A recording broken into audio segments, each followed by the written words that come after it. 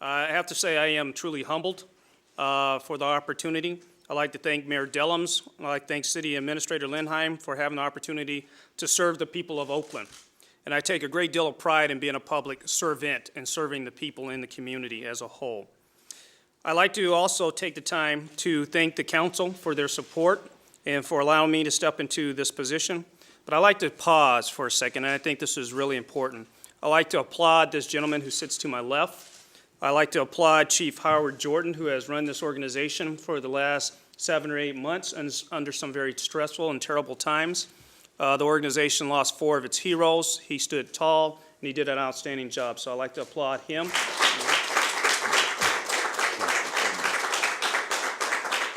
As well as the Police Officers Association that has worked in support and hand in hand, and the men and women who have worked diligently in the city of Oakland to keep the city safe and reduce crime as we've gone on. I'm sure everyone is wondering, why am I making this move? And for some reason that seems like that's a big deal to people. To me, it seems normal in the stretch of chief of police, chiefs moving in my industry. If you look at William Bratton, he's been at 6 different police departments. Harold Hurt in Houston, he's been at 4 different departments. Charles Ramsey of Philadelphia has been at 3 different departments. So that's a norm in my industry as to move around. You go to a location, you do the best that you can, you try to address things that you can as you make those moves. But I want to clear this up, because you're probably wondering, yeah, that sounds good, but is it the challenge that's making you move? Is it the view from the Oakland Hills that are making you move? Is it the 4 great independent neighborhoods of Oakland that's making you move? Or is it to work with the iconic Mayor Ron Dellums? Is that what it is? I'm going to clear all of that up for you right now.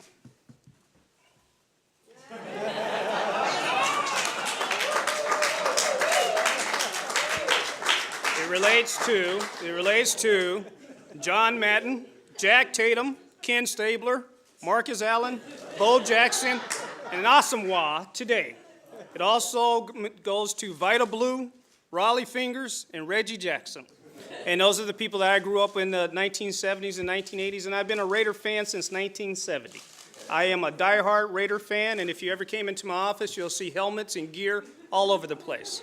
Many times I've come up here, this is serious, don't laugh, this is serious stuff. Many times I've come up here to go to Raider games and had the opportunity to be in the stadium in the city many times. So you want to know my rationale? You'll see me on the sidelines at the Coliseum. I've had a great career at the city of Long Beach. I think as the chief, the one most important thing that I've done is put together a team and gotten out of their way.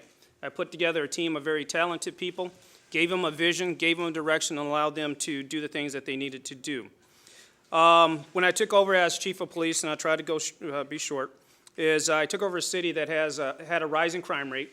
I had a city that the NAACP was unhappy with the chief of police. Our Hispanic community was unhappy with the chief of police, or I should say the police department.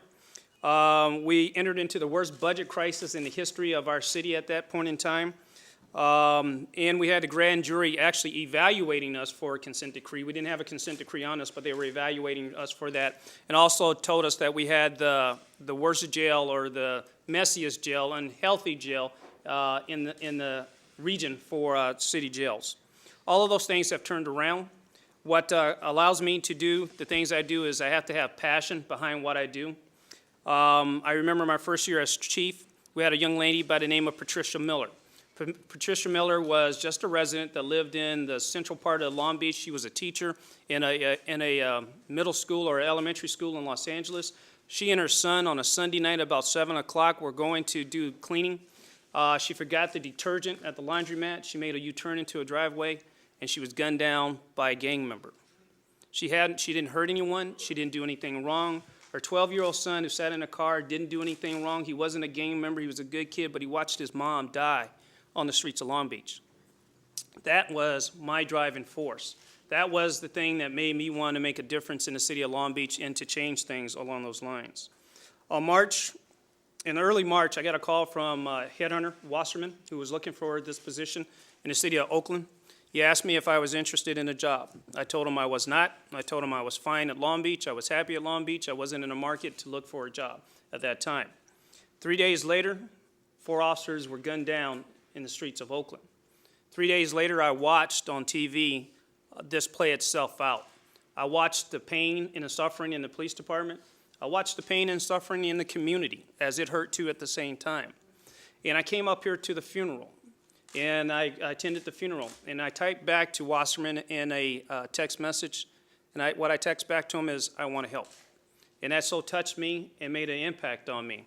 I saw the pain on both sides. I saw the disconnect between both sides, and I wondered if I, in some small way, could make a difference. I like to applaud the men and women of the Oakland Police Department.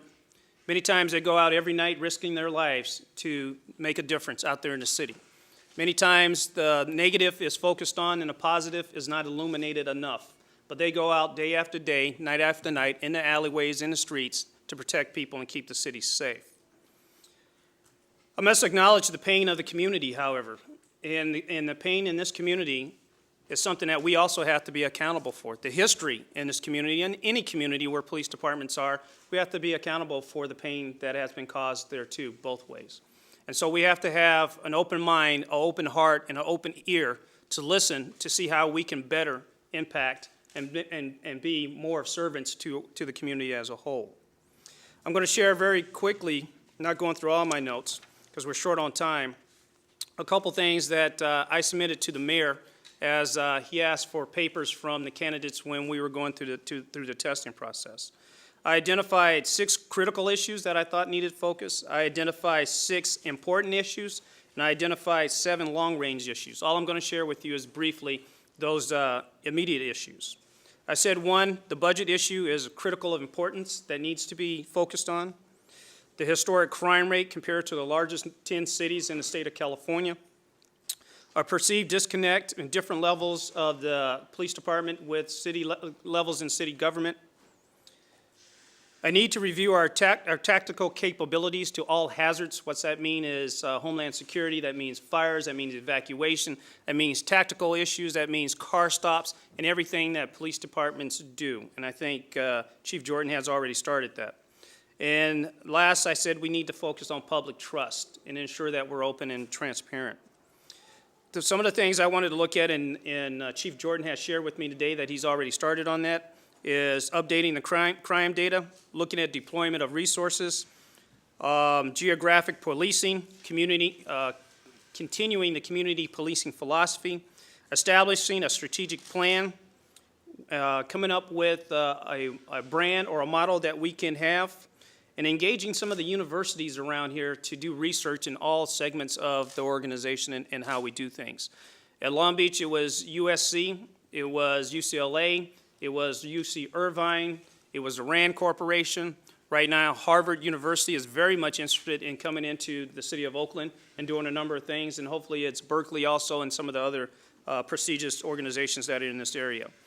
My focus would be crime, public trust, addressing resources and number of resources and types, innovation, and also not just leaving it to the police department or government, but challenging the citizens to make a difference and to come in hand to hand, and challenging the media to make a difference. And I think it's really easy to throw sticks and stones at the police department or at the police chief or at the government, but it's a lot difficult to come to the table and say, we will work with you to try to solve the problems, and we have to listen and extend our hands. And as we will hold, hopefully not media conferences like this, but we'll sit down for media-related things to make sure that we share information there and open up the organization too. I thank you for your valuable time.